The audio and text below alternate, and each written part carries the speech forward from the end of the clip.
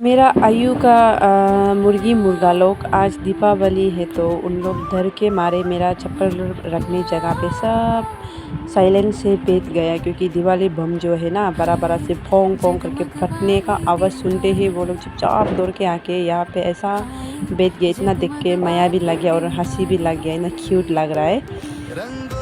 तो दीपावली जो इन लोगों के लिए एक डर का उनका माहौल बन गया। आवाज़ सुनते ही फुक फुक करके मेरा घर पे आ गया और आते ही सब ऐसे रह गया। तो बनाने से तीखा भूल गया, बस फोटो खींचा।